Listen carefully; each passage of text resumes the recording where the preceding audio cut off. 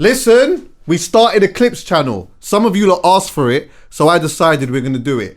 HC Pod Clips. Go and follow that right now. Once we get 1,000 subscribers, it's content every day. But I need 1,000 people over there at least. So like, go over there. Like, I know that most people that watch this pod anyway haven't even subscribed. So really what you should do is subscribe here first.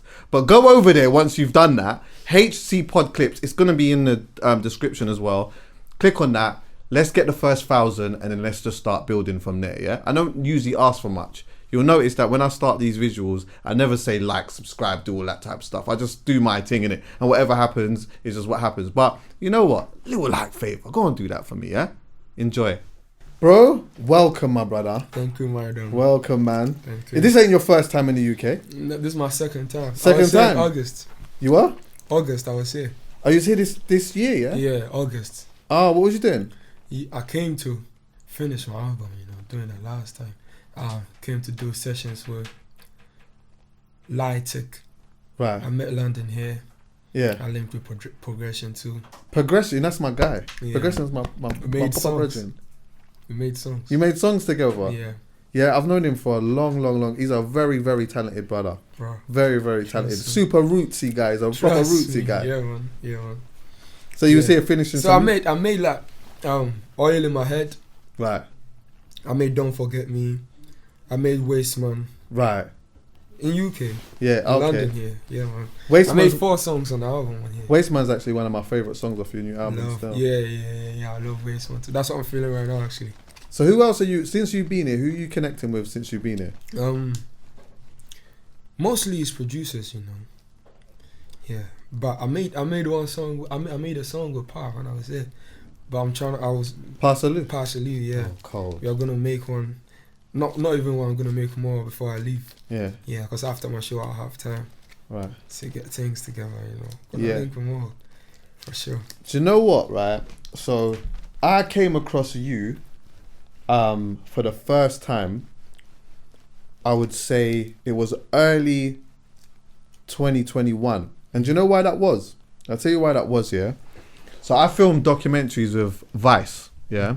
We do something called Gangster Rap International, yeah? I go to all these different places around the world, yeah. And I film with a rapper, like an interesting person from each country, yeah? Yeah.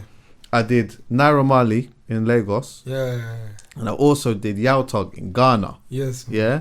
And I know Yautog's in one of your videos, right? Yeah. And Kwaku Flake, right? Yeah, man. Yeah. So I filmed with them in Ghana. I went to Kumasi. Yeah, I went to Kumasi. I was there you went to the Greenland. Right.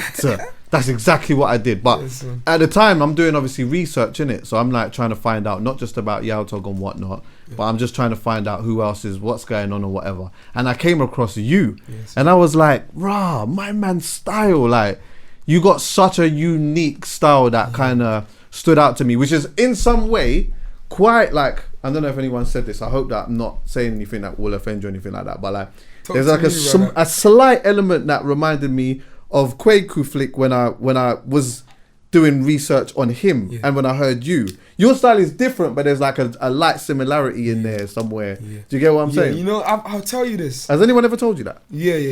Right. And I think we have like same influences and stuff like that. Cause trust me, like our time when we were like boys, early boys on this thing, like 15, 16, Kwesiata them was popping. Kwesiata, La Même Gang, their sounds were popping. Right. That was like the direct influence on the teens that time that started making music after that time. Right. I won't lie to you. That man influenced like almost everything me I know make music.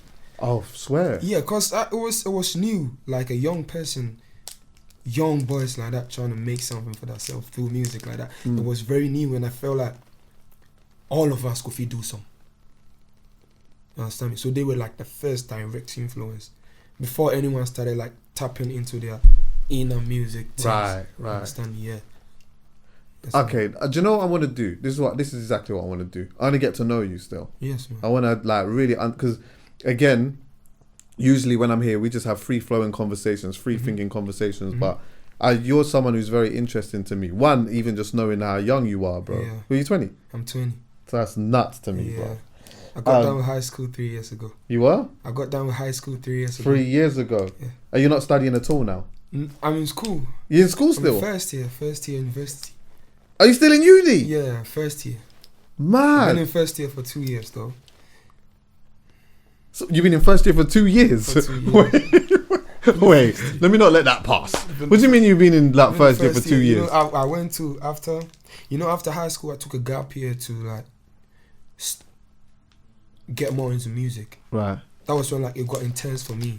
Like, I was very interested in what I could do like musically.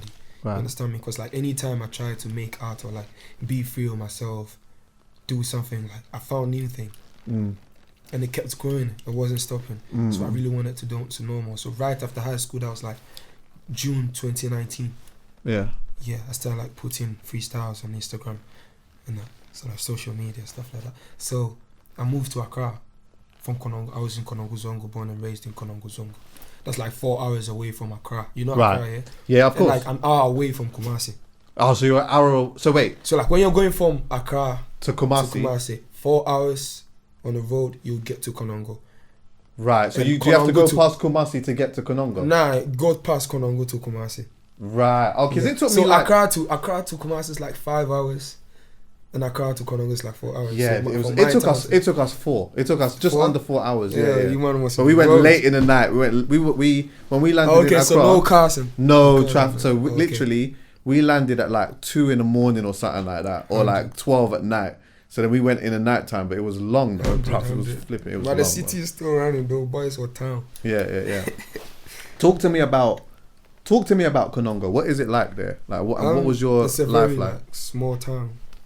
With interesting stuff, because you know, like growing up, I was in the Zongos, you know, and the Zongo is like heavily influenced by dancehall stuff like that. You know, you heard some? No, I haven't. No. Yeah, No. dancehall like every What dancehall music you talking about? yeah in Zongos. Zongos. In Zongos. How do you do you know? How do I say? How do I spell that? Zongos. I want to. Zongos dancehall. Like, Alright, cool. I'll put you on people me like on. La Russo. Go pre La Russo out. That's my brother from the Zongos too. Like, you know, when you are growing up from the Zongos and you want to be a musician, first thing you're going to try is to be dancehall. Try dancehall. That's the first things you're going to try, because like there's heavy influence there. Yeah. Like boys grow up on Beanie Man, things like that. You understand me? Yeah. So when I came back from high school, let me continue that. When I came back from high school, those were like the type of freestyles that I was writing. Right. Yeah, recording with my brother Farouk, so we put it. He had this iPhone 7, I had my beatbox. We download beats from YouTube, dancehall beats, and just rap to them and rap it to the camera, put it on social media. People liked it. And I was about to go to university. You understand me? So I had to move to Accra.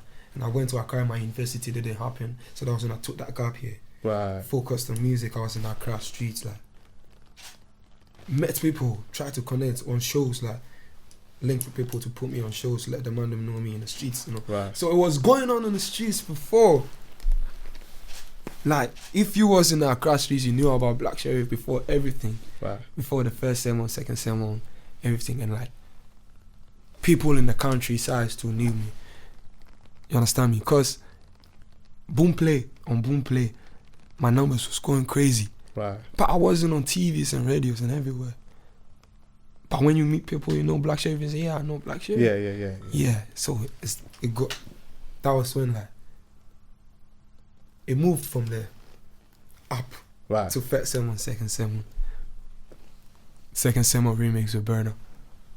Oh no, I'm KTT, gonna get to all of that. I'm Yeah. gonna get to all of that. Do you know what? Let me just go back a little bit, yeah, and go on the dancehall side of things. Yeah. I was at just recently. Remember I had a show in Brixton Academy. Yeah. Yeah. It was Cold there. one. I saw the videos, bro. You sorry? I saw them videos. Yeah, it was sick. It was sick. And like the guy that I was with, he's a proper dancehall enthusiast. I'm Jamaican, but this guy I was with, super dancehall enthusiast, yeah. And we was like in that moment just talking about the influence that like dancehall music has had on African artists, yeah. And I was saying to him that like, you know, now it seems like so many have risen up into such king levels, yeah, that there's like a new generation of artists that are coming up that may take elements of or like dancehall influences and may not even necessarily know now. Do you get what I'm saying? They may not necessarily know. So that's why it was interesting that you even mentioned that to me, because enough times when I hear like sometimes certain flows or maybe even like the instruments or the beats patterns that I hear within the music and that, I'm like, oh no, it's still solid in there. And you could have like an influence of like, let's just say for example, you know, you could have turned around and said, oh, I'm heavily influenced by Wizkid, like and Wizkid's flow and stuff like that, and then also did elements of that, not necessarily knowing that there's some of that actually comes from dancehall. You get what I'm saying? Yeah, for real, I can't lie, cause like, you know, dancehall is sweet, you know. Since whenever I heard it, like age 7, 8, 9, you know, the first music that my daddy put me on was reggae. Right. Put me on Harvest Time, Don Carlos. Right. And I've been on that song till today. Right. You understand me? And I love sound, you know, like raw sounds. Yeah. Where I used to live with my mom, we lived like right behind the Deba ground. You know, when they say Deba ground, that's where like they do events, traditional events, playing them congas and things. Right. So I was hearing them stuff like Thursdays and Saturdays. I used to go right behind the park, love them, hear them play. You understand me? So like my understanding for art since early ages has been like art should like stand for like truth, you understand me? Right. And rawness and realness. You understand me? So like anyone that consumes it, connect with it, have like a personal relationship with that sound. Whatever you're doing, art, you know. Yeah. And that's what's been on my mind. Yeah, if I'm trying to do anything, you understand me? Evergreen. Right.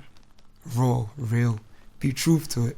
You understand me? And I feel like if I respect the thing I'm doing and give it love, there's life in it. 100%. Yeah. 100%. What's your relationship like with your parents? Connect to them so much more. And now that I'm in this thing, you understand me? I've just been trying to like be cool and like feel like they give me peace, you know, when I talk to my dad. Yeah, you know, like when I feel like in real life, in a trance or something. But anytime I call my dad, keeps me cool, you know. Yeah. I feel like be bold while gone. Say, chef, everything cool. Say, everything cool. Hey, make you no worry, everything good. Like that. Yeah. Some 1 minute on the call and I'll put the phone down, yeah, just be there. Energy's up now. Do you understand? Right. Yeah. Right. So did they understand, like in the beginning, when you started making music, did they understand the vision? Were they supportive of it? Yeah. They weren't in fully. Right. When I started making from like 2018, year 2, that was when like I started giving hints that I want to focus on music after high school. I mean, my mom wasn't into it fully. But anything that I was doing, at first when I was in the Zungos deeply, I was biking. My dad always like be on the fence watching me. You don't be like, you can't do this, you won't do this. He just be on the fence watching, like throwing the support from afar, you know.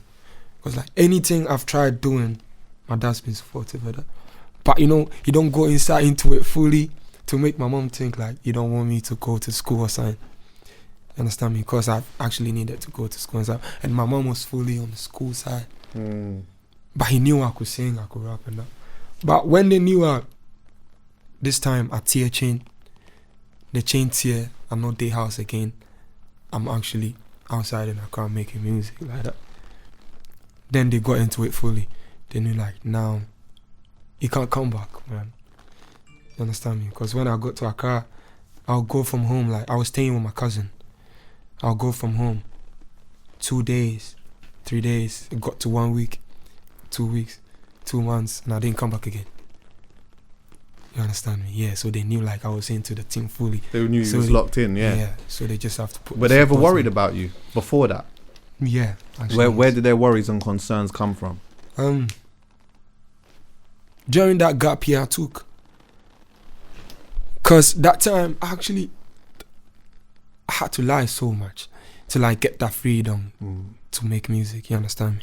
Because when I was in Konongo, when I had to move to Accra, I didn't have the university application, but I told them I have it. Okay. Took money and that. So I got there and I had my whole plan, everything set up. And they was worried about it. Like, now we know you're home for a year. The admissions are passed now, home for a year. What are you doing to yourself? And that was the time like I felt like it was the time for me to express myself and go into the thing fully how I wanted. You know? I feel like, you know, when you go to certain places that are super community based and that as well, there's a lot going on, but like sometimes you go to these places and you realize it's so rich in talent. Like there's so much talent. There's so much people that can do so many different things. They're trying to, you know, make a way, but you can see there's so much talent in there, bro. And it must have been like that in and amongst you and your brethren too. Did you see when you was growing, and being around people that were in music or into music too? Did you build a crew together? Not a crew. You know, like, I didn't have people that were like into the music so much like that. But my brethren, Farouk. Honorable shout out to Farouk. Farouk. Yeah, I'll show you what Farouk is. He liked like filming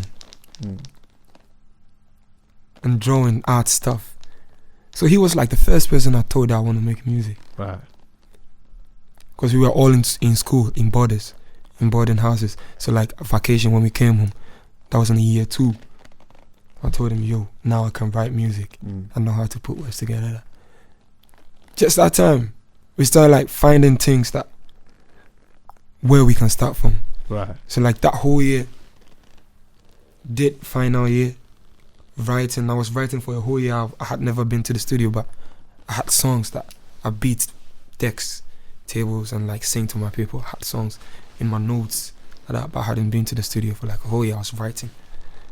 So like that final year, year 3 in high school, like a month before graduation, I got to the studio for the first time. I made a song with my brethren, Latif. We brought it to the school. We were sharing it. Anyone with me, yo, you have Bluetooth. Yeah, this is the song, this is our song. Yeah, this is our song, this is our song. So we're sharing the song. People liked it. And we got to the stage for the first time in school. We performed it, people sang it. It's like, now I'm locked in for this is forever. Cause like, I like the feeling. Charlie, me I get song, people they sing my song like that. My school people, you know. So I knew like after high school this was my thing. Anyway, anyhow, cause like now it wasn't my plan B no more. Right. It was my plan A, man. Because I knew there was life in that. Yeah. That's amazing, blood. You know, I know, like, my background comes from DJing. Yeah, my dad was a DJ. Yeah. Well, we used to call him a sound man. So, like, the way that he used to work was different. They used to be a part of sounds or whatever. I used to watch my dad DJ. I ended up becoming a DJ, but before that, I was an MC. So I used to take the microphone and do my thing. Do your thing. And you know what, bro? I remember one time being at under 18s and I managed to get on the stage, right? And someone gave me the microphone. And when I started saying my thing, I remembered how that made me feel. Yeah. And even though I never became an MC in the end and I made a name for myself as a DJ, I knew that I had that same thing. Yeah. I know somehow, some way, I'm doing something that involves music, innit? And it's a special thing because it's like in Very that moment you found your purpose, innit? Standing on that stage singing for people to sing back to me, I was like, no, there's life here. I don't know what's better than here. You understand? That's how I felt. Yeah. So I knew it was my plan A forever. No plan B no more. Because it was my plan B. School first, understand? And like, getting into it more, like 7 months into writing music, like now making song, putting nice melodies, like getting people, that's like, yo, there's life here, you know. And I was like, it made me like school. Because at home I can't make noise like that. Yeah, of course. Yeah, you can't bang on the tables. You know, and but scream at and dormitories, man, yeah. bang, bang, bang, make the sound. So how difficult is it to like for you to get in the studio and that? Like how did you even do that bit? So tell this. My mom don't know this, you know. But we had final year high school. You have to pay registration for like the final papers you have to write before you go. So I took that first registration money. Yeah, and I told them we had to pay it twice. Yeah, I took that two those monies. Like, yeah. So me and Latif we just joined that money together. It wasn't even enough for that. So Latif too had to do his thing, get that thing together, go to the studio, go record. And that first time in the studios, them first mistakes, I still remember them. And like, it's been in my mind forever. Anytime I get to the studio, I remember the first time I was in the studio. The first mistakes I did. And now I know like my way around how to make my things sound. Right. And now I know I just enjoy the growth and like try to see more, improve more, write more. Because I feel like there's more that we can grab on for life. Right. Know? Yeah, there's art everywhere. See new people, talk to them. New ideas, like people are talented, you know, I appreciate people. Yeah. Where does the style come from? Like, sure. That start the not musically, but even just the cadence in the voice. Mm-hmm. Do you understand what I'm saying? Like, where does that come from? I mean, she'll come from like, I think my reflection on my early influences, you know. Because my understanding of the first songs I heard, that gave me like an idea of what an art should be, or like what music is, a good music is.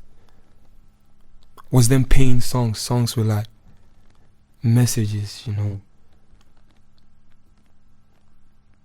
Cause them high life songs, there's messages and how it's like articulated, you understand me? Them reggae songs, what they're talking about, the kind of voices they're using. My dad put me on Lucky Dube too. So those are what I've been singing. So like when I tried to make music, those were the first things that was coming to my mind. Like, I need to make sense with this thing I'm doing. To talk it some way. Because we have a message. Where I'm from, we have a message. Every kid from where I'm from has a message. And this is how I want people to know mine. Did you ever feel like for a minute, you felt like you almost didn't have a story or a message? Like, where did that perspective come from? Like, did you... Because I think sometimes as well, yeah, you see that when you're young, you're just living in the environment that you're living in. Yeah. Like, you're not really thinking about the environment too much. Yeah. Or maybe that's a Western way of thinking. I don't know. Maybe I'm thinking from a Western perspective. Yeah. But a lot of the time, sometimes people are just living in their environment and it just kind of is where it is. And then you do get like the occasional deep person who's like really having a true understanding of what they're living in and the environment that they're living in and that. Like, when did you start getting a shift in perspective? I mean, that should be like in high school, you know. Because like anytime I go outside my town to school, because I was schooling in Kumasi. Oh, you went to school in Kumasi, yeah? Yeah. I go to high school in Kumasi for 3 years, like. We didn't need much to be happy. That's what it told me, you know. You can be comfortable however you want till you go permit and go. You can have it. You can limit yourself and have your life. But also what it tells me is like, there's a bigger world outside too. 100. So why not try that and see? I know how it is to live here. And be comfortable here. I know how it is to be. I know how it starts. I know how it ends because I've been here for some time. You understand me? So what's outside there? I don't know, and that's what I want to know. I think that's what life's about. Let me tell you this, yeah. Yes, man. I think that it is amazing that people in certain places can have the perspective of like not needing much to be happy, because when you step out of that, especially when you go to certain places in certain countries, you almost feel like nothing is enough. Mm-hmm. And I remember, let me tell you this, years ago I met a girl, and she told me something that really put me off. And what that was is there was an earthquake in a country called Haiti, and she said to me, we was talking on the phone, and then she said to me, well, it's better that the earthquake happens over there than it happens over here, because they don't have much anyway. And I said to her, I couldn't believe what she said to me. I couldn't even believe it.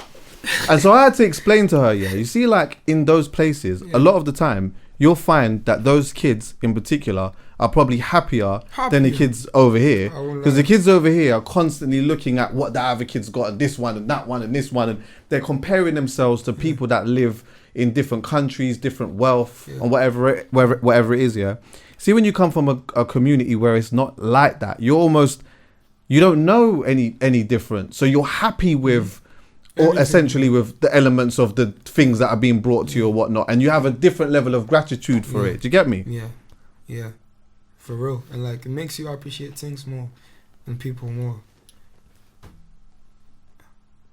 And put your eye down. Put your eyes down, you understand me? And it widens your eyes, like, it makes you like see things differently, and how simple something can go, something can be, and like the impact it will have outside will be greater than what like that's it, that smaller the thing is. You understand me? Songs like Kwaku The Traveller, how simple I made it, and the impact it has on the outside people, like the children outside my town, my city, everywhere. It's crazy. Talk about that song quickly, because I know that song was like, at one point they were saying that song was like the most Shazam song. Like that did a lot of things for you. But talk about where that came from. So like, I just try to be whatever I do, music, even dancing, I just try to be raw and like do what I know and be raw about it. Because I think if you respect what you know, people respect it too. Because that's what you know, that's what you've learned to like get into your, that's what you've experienced, that's what you've seen. So I value the things I've seen, I learn from them a lot. Because I think life is around us. You understand me? Life is around us. You see life every day. You learn from everything that happens around, and that's how you keep going. So, I was just walking past Joker's room. Joker's my producer. He made KTT. I was just walking past his room, and he was making them sounds. There was no kicks in it, but I was doing. So I just bucked in the room. It's like, bro, we need to write this. So I was just sitting on the bed with him with his laptop and this beatbox. And playing them sounds. And I just wrote it on my phone, just like that. And we got to the studio in the evening to record with Sam, because we didn't have a studio where we was. To record with Sam? Sam Snare. Okay. Yeah, Sam Snare recorded it. And we knew that one, that was next. That was what I was about to drop.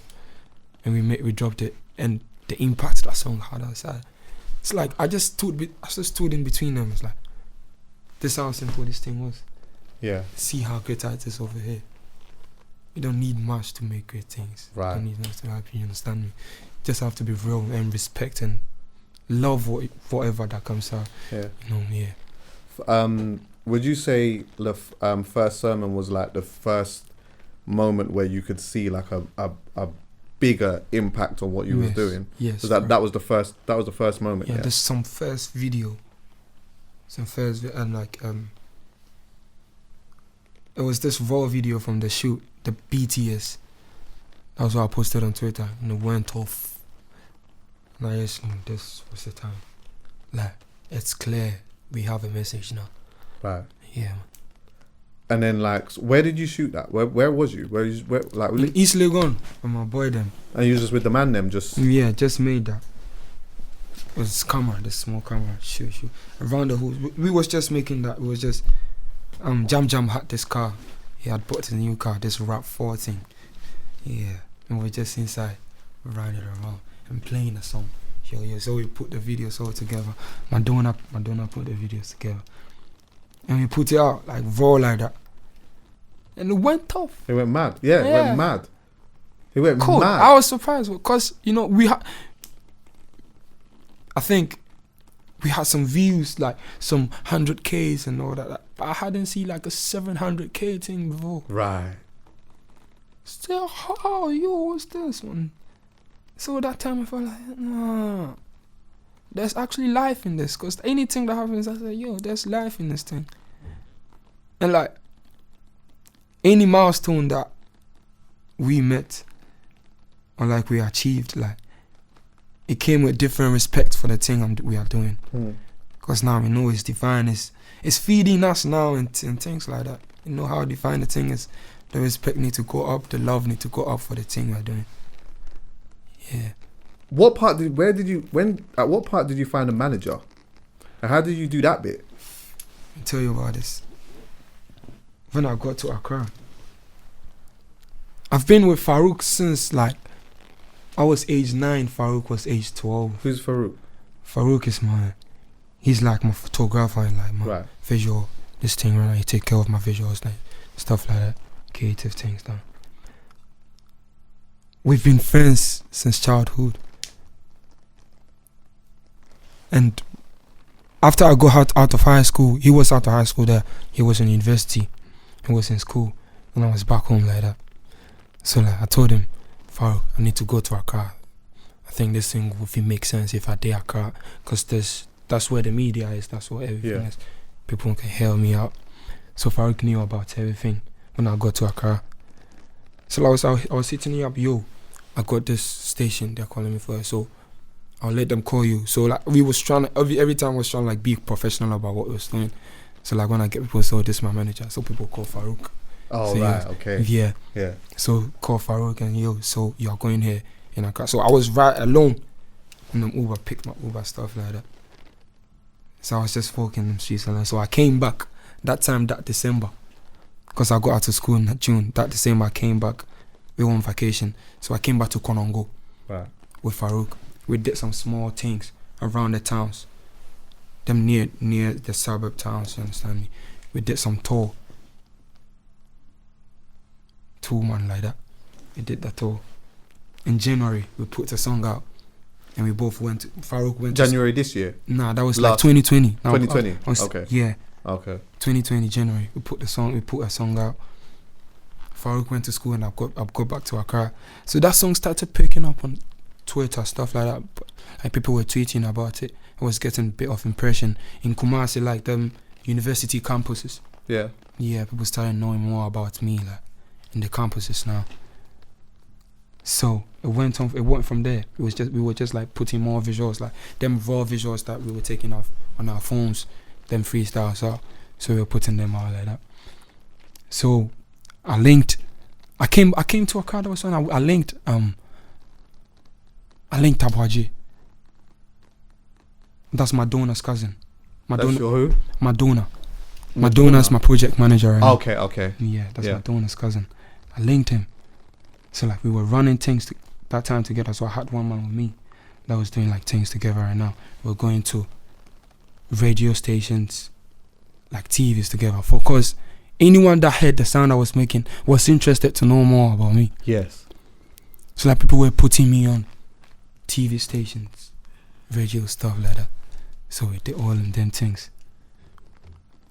And that hood, that was where like I moved from home, because now I had boys in the hood. I had Fred. Fred is my road manager now. Okay. I love this. So like some of these people are still around you. And yes, man. I love that. Yeah, go on. Yeah. I met people like that, and so I was like, nah, the thing is shaping out. The thing is shaping up now. So that was when like we started like, we was learning on the thing because we really like, we needed it. And like, you know what made it this thing more interesting for me, because like I met people who were like same passion and like same curiosity like me. Because like, whatever we tried, we wanted to normal. There was never a time like, yo, nah, this thing, we can't do this. Wherever we go, we was running the thing like, we are here and we don't have no plan B. We are here. You've gone there with the most amount of self-belief. Yeah. Trust me. Everywhere we went. Yes, man. Bro, I find that's the part that I find interesting, because I think sometimes, you know, I don't know what the music industry is like in Ghana. I don't know what it's like. I know now, again, like we're seeing so many people rising up and doing some amazing things, but the curiosity in me sometimes is like, how do you come out of a place like that and find a manager and build a team? And like, how do you do that? That's not, it's in England or in London in particular, it feels very easy to do that because everyone wants to be in the music industry and everyone knows this person and that person or whatever. But out there, like, I know that obviously you got some people that are doing amazing musically, but there's not like necessarily a full music infrastructure like that. Or am I wrong in saying that? Yeah, you're right. You're right to say that. I can't lie. You're right to say that. I just think I met people who were like curious too. Right. And had same like zeal like I had. And found life in music. You know. Because we was there. We were clueless like that.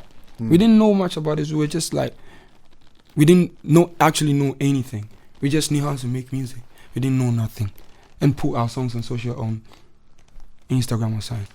Everything we learned, we were just asking. And we tried so much to like connect to anyone that we thought like will help us or something. Right. Ask. So we were just asking and trying, like chasing it every time to like know more about what we were going into. You understand me? Yeah. And I guess so we met good people too. You're still learning. There's still a lot learning. To learn. Yeah. There's still a lot to learn. Still a lot.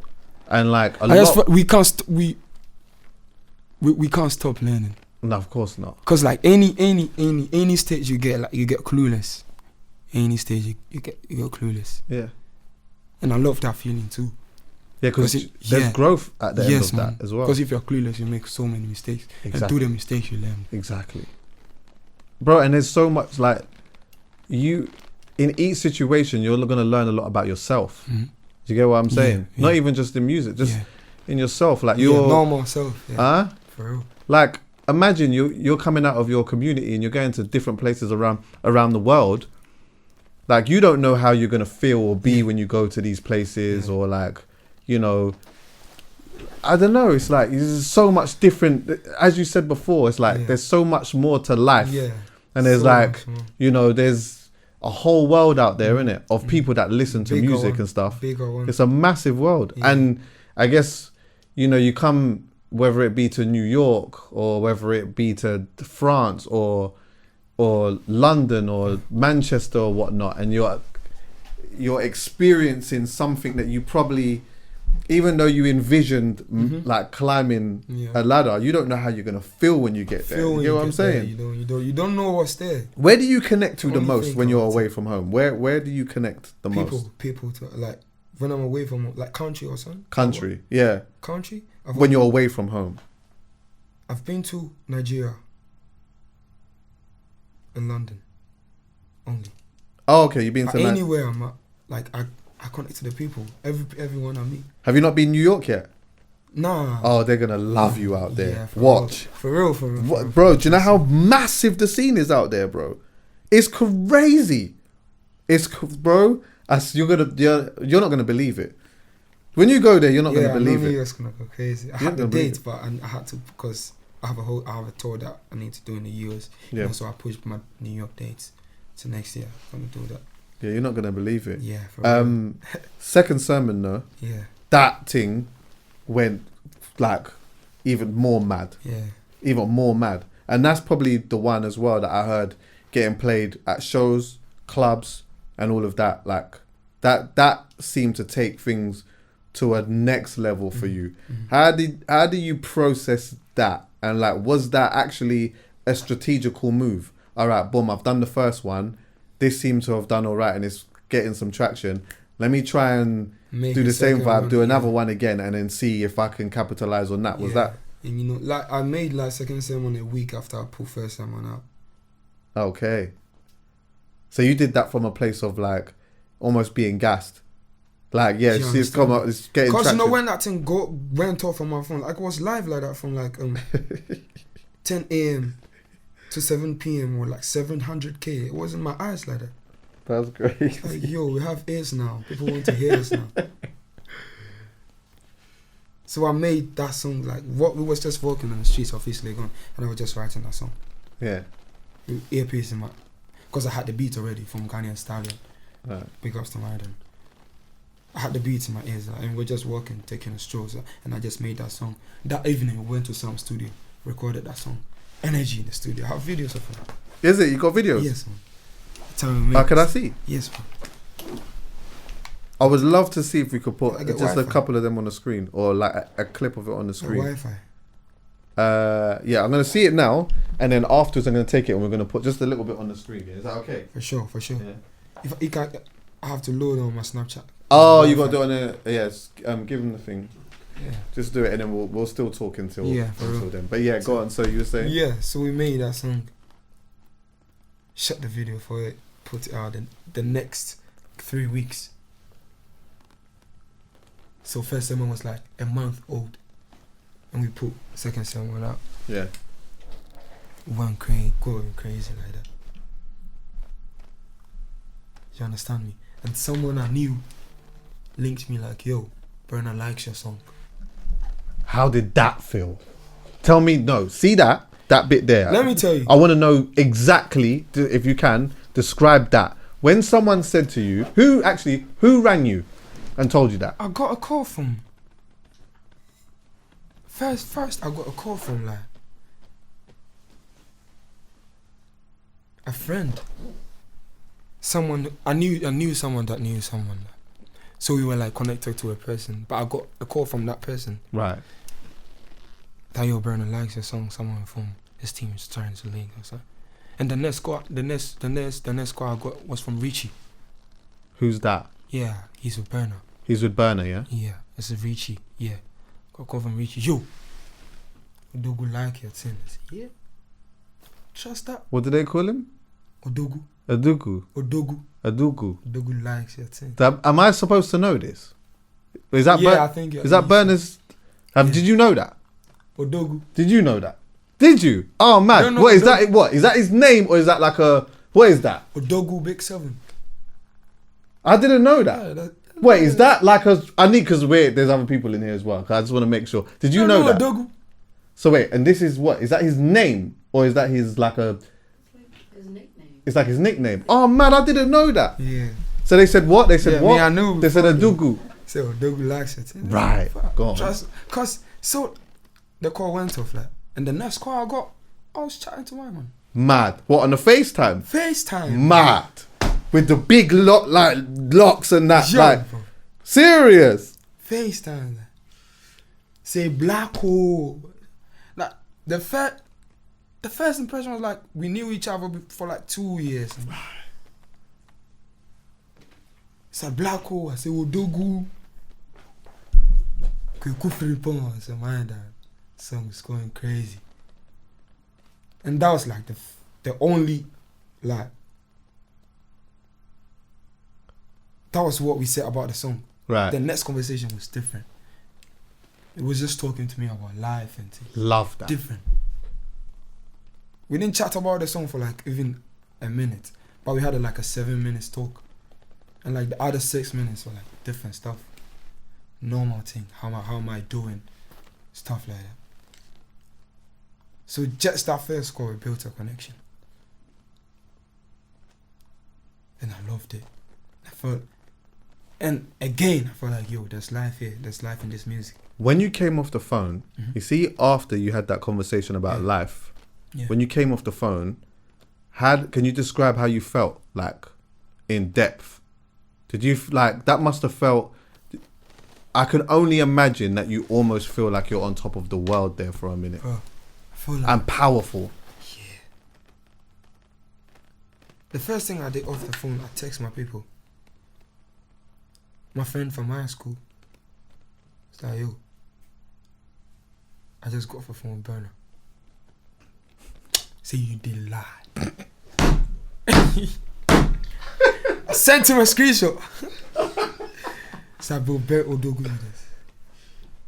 And you know what happened? Just that Wednesday, that night, he posted a footage of him like going to the stadium, and he had Second Sermon playing behind it. Right. And that video went crazy in Ghana. Cause you were Burna's banging the thing before we did the he did the verse for it or something. He was on the song like 2 weeks before. Mad. So we just talking that week. Like, who was talking? It's like, I told him I needed something. Like, see if he can do something on it. It's like he's on tour. I make I expect him that evening. He did playing inside to go New York. It's like, and that a week after I got the verse got sent to me by someone from my team. It's like, yo, I was hearing the thing, and then the verse came up, and the call from Blacko, everybody know this, bro. I was shouting in the car. Like, I bet. yeah, I bet. shouting in the car. I'm like, I said, when is this coming out? So, bro, do your thing, get the song out for me. I need to link mine on too. I was gassed to meet him. I met him that December 2021. Right. I went to a show in Lagos. We performed the song together on the show, bro. Yeah, that must have been such a moment. Cold. Yeah. Man. I got to his house. Like, we chopped it up in his house before we went there. Man's Nah, living it was different as unbelievable, well, bro. bro. Yeah, Because I used to sing a song with my school's live band. used to sing In his high song. school, his songs. Like, when Year came out, Right. I was singing on my school's live band. Yeah. So when I texted that to the group chat, like, what? They did not believe till I sent like a screenshot. Yeah, you got to send something. Yeah, because it felt like something that I could make up because I loved him Yeah, before of that. course, yeah. But I sent him a screenshot. Yo, that's me. You know, they see me there. That's me and him. That's a king, man. You know? Listen, I when I went to film, I filmed the documentary of Naira Marley in Lagos, yeah. And he did a show. But they had a show together kind of thing. Yeah. And so it was interesting. It was amazing, Yeah, like seeing big him. energy. You know? His energy is Trust different, one. like. Let me tell you something, yeah. Big energy. I got video of it as well. It's in my other phone now. I'll have to, maybe if I can send it to you another day. But basically, he was on, I think, before Naira, yeah? And it took us ages to get in there in the first place because there was thousands of people outside. Yeah, Everyone was going crazy and that. Anyway, when we've got there now, I've noticed, like, one car must have come and it parked like this. Then the next car come, parked like this. Then another car came, parked like that. Then one car came there, Different parked skill, like that. One part like that. Who comes out of the car? Burna Boy. Yes, I man. said, this guy's a king. Yeah? Stepped out comfortable. Yeah, The DJ had already had the tune lined up or whatever. And I got like footage of him just walking towards the stage and that. And it's like, You could feel it. you can feel it's different, man. Like you have to be there to Yeah. see it. Do you understand what I'm saying? Yeah, yeah. Like it's a different type of energy, man. Yeah. You could feel it. It's different. Big, man. Yeah. It's big. You're on course for that, bro. You're on course for it. You're here for a reason. You know that, right? For real. No, you're here for I a believe reason, that. bro. I It's believe not a joke. You're here for a reason. Your thing is like you're on course to really do some super inspirational stuff, and you're already doing it. You're already doing that. Like I just think it's a beautiful thing to witness Yes, with sir. you, man. Yes, sir. Before I move on to the album, just quickly, Yeah. how did your life change after that? I mean, like, even my music changed. Cause I feel like my music changed every time. it keeps growing the sound. Cause I don't like to stay in like. I have seasons where like I be creative more, like I get different inspirations, like seasons comes like that, and like every season that I get into in my head comes with like a new sound, and I don't like to stay in one. I just try to do more. Do you understand me? And like I kept learning from like every opportunity I got. Cause then I started getting like stage presence. Like I went on stage. Like it changed even how I was writing. Cause I was clueless about what I was doing. I didn't go to school to write music. You understand me? And sometimes I go on stage like I perform this song. No, this here I need to breathe and like stuff like it's changed. Yeah, the sound. You understand me? Changed how I was writing and I loved it. I embraced it, that feeling. I won't lie to you. I don't think I can ever forget it because like it keeps me fresh. It keeps everything fresh. Everything I think about fresh. You know. Yeah. What would you say is the most difficult thing at this point being you? Difficult. Living is difficult. Talk on that. Living is difficult because you know, I think that now there's more to think about now. There's more to care about now. And whatever I'm doing, like it's because I love to respect and give love a lot to everything I'm interested in. You understand me? So sometimes it gets draining. Because I need to make this art. I need to attend to this. I need to attend to this. I need to attend to this. You understand me? So like it makes like living difficult. But again, I feel like there's a purpose. There's something we need to achieve. I have to keep it going. You understand me? There's people looking up to us. We don't need to stop here. It doesn't stop here. You understand me? So I just keep that mindset and keep going. Yeah, you have to be. And when it gets like that, I call my dad. Yeah, because sometimes like that, some things pull up that I have no solution to. For like, yo, this is going on real south. Like, I guess like, So I call my dad like, be bold. That's my dad's nickname, be bold. So I call him like, let me show you. I love that relationship you have with your dad. Yeah, man.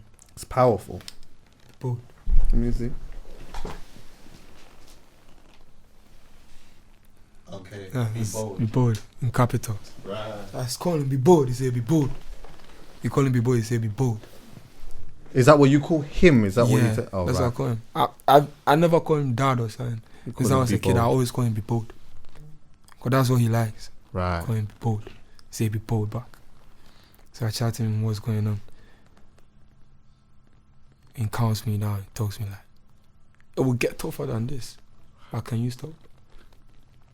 You can't stop. You just have to find a way around it. And the world keeps running, you know. Whatever that's going on, a bit trim, it will pass.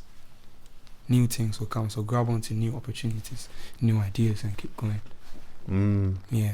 No matter how big the L is, just have to keep going. You can't stay wherever you are. I saw a video clip a while ago of a man who was talking about, he was saying, oh, you know, like how many days or how many times in life have you experienced times where you feel like you can't go on? And then he said, you're still here. Mm-hmm. So all of those times when you felt that you couldn't go on, you have 100% success rate because you're still here today. Yeah. Those times when you felt like it was very difficult, look at you now. You made it. Mm-hmm. You made it through. And yes, there's going to be more. There's going to be bigger obstacles. Yeah. They say the heavy the head. Yeah. Yes. Like you're the bigger, the more that you rise in this, the more responsibility that I guess you kind of have, isn't it? Yeah, right. And I'm sure that there's probably a lot of people from where you're back home kind of depend on you, don't they? They kind of you know, they one probably see you as hope, Yeah. but And you two, need to attend, you know. right? You know, sometimes you're human. You can feel some way if you don't, if you can't do something. If someone asks you something that you can't do for him, but then you know it's not in your capacity. You can't do it, but then you still feel some way about it.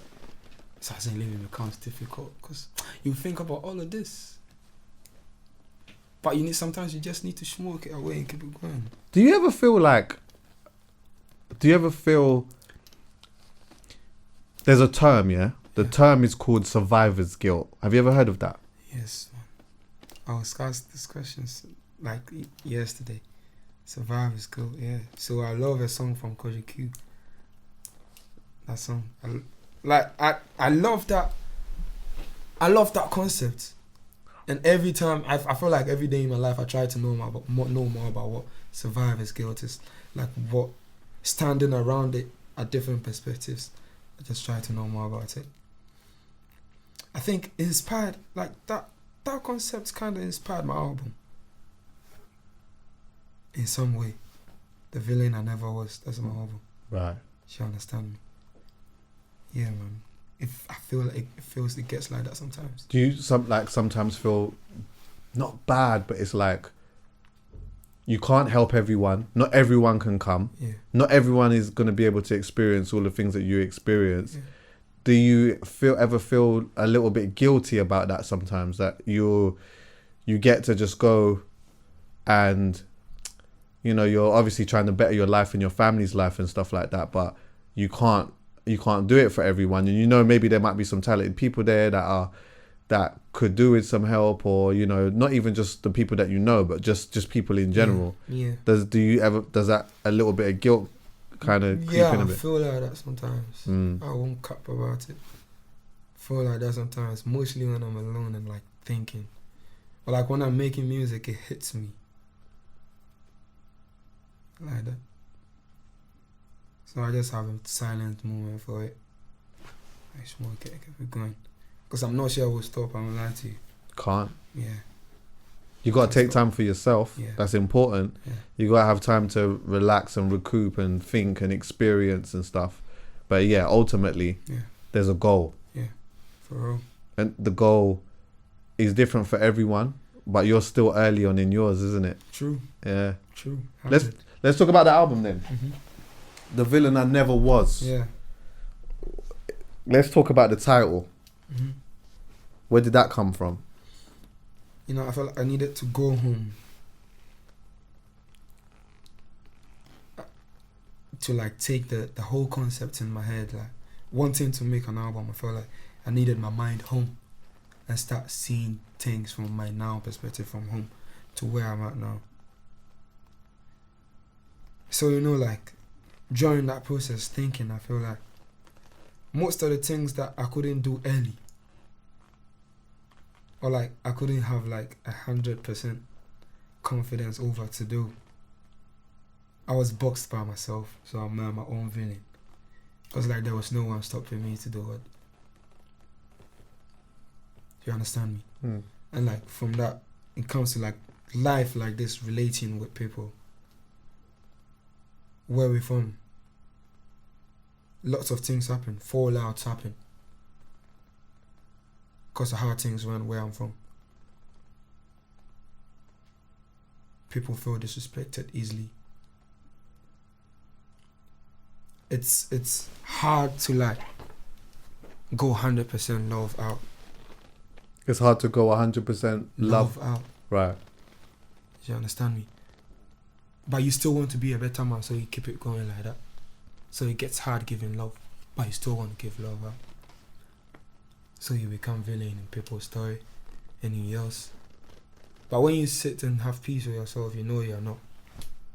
But you can't tell anyone you're not. You can't go out explain it, just keeping it going.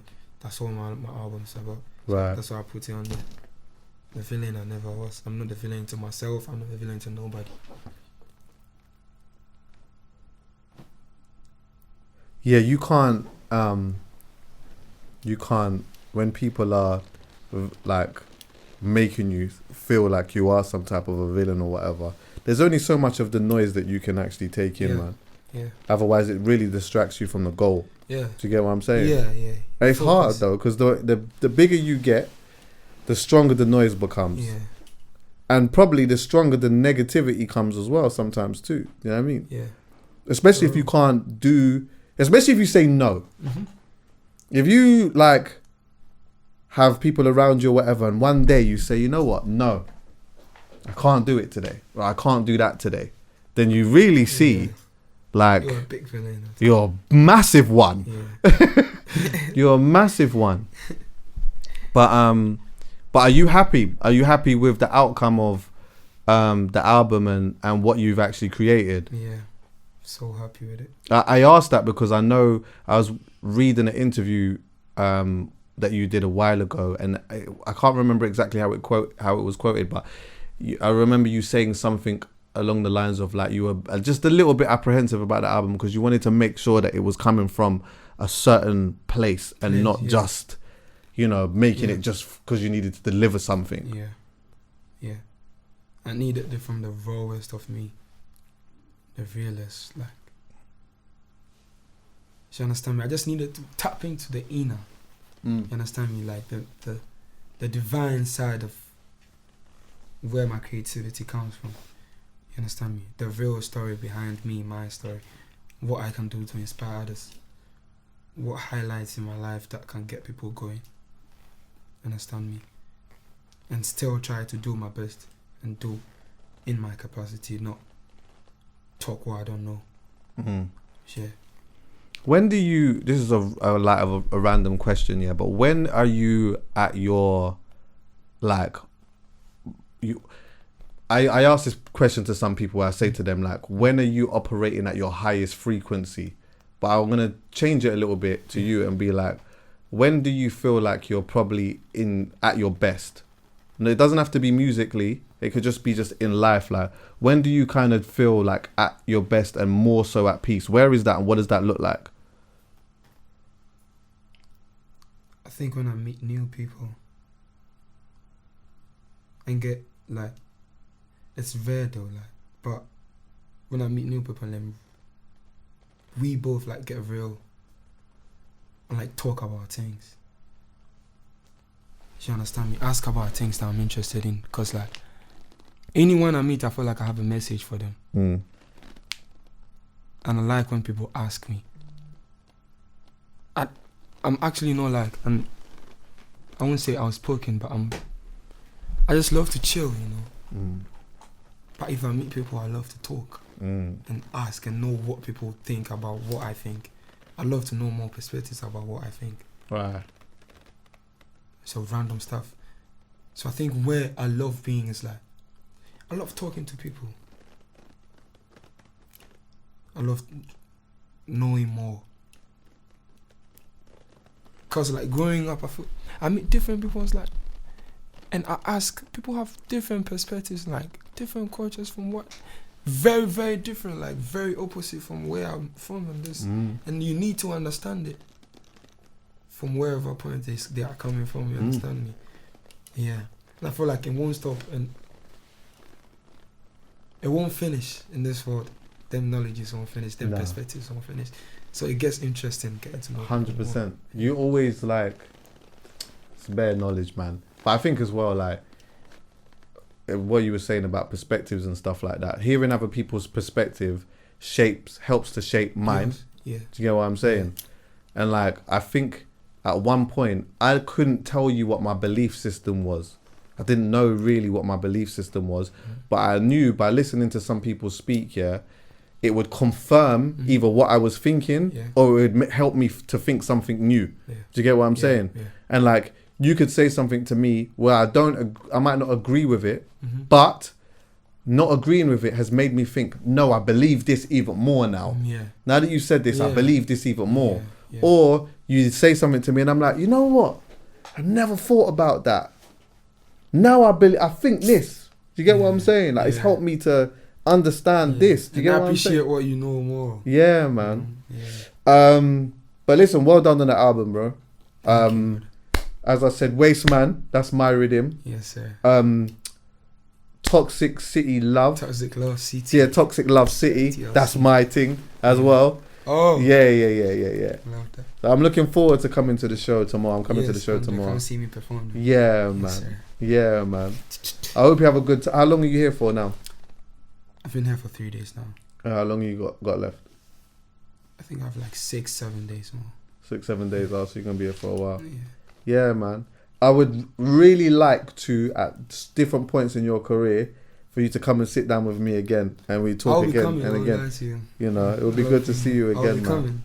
But listen, honestly, well done with what you've done and what you've created. I think you are an inspiration to a lot of people. Continue to rep who you are, where you come from, your community, and it means probably the world to them. Yeah, and it also for gives real, so much can't lie. people so much hope. Learn, try new things, you know what I mean? And just enjoy life as much as you can. But also understand it's not going to be easy. Yeah. It can get very, very turbulent. Tough, See, like a yeah. plane, bro? Yeah. Sometimes the plane does this and whatnot.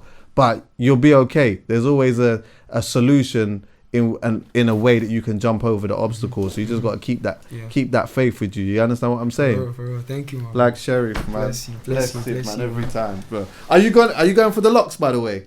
Are you going for locks? Let's you see. can grow your hair up. I'm on the roots now. Yeah. So Where I'm you? proud How of long are you everything. gonna do it? How long are you gonna go for? Are you gonna go the proper thing? Yeah, you know. Yeah, I can see it. Still. Evergreen. Yeah, man. Yeah. And I hear that as well. You say that a lot in the album, Rasta. Yes, I'm Rasta. Yeah. Why do you say that? Because I feel like I'm Rasta at heart, you know. Right. Yeah. I feel like I'm Rasta at heart. I love to give love and respect people and respect everything I see, you know. Yeah. Bless it. Because if you I think like respect is something that comes back on its own. Mm. You don't need someone to give respect. If you give respect, I will come back to you on its own. Yeah. Thanks for coming, man. Thank you, my I dad. appreciate it, Bless my you. brother. Bless it, man. Love. Like Sherif, everyone. Thank you for listening, yeah? Love.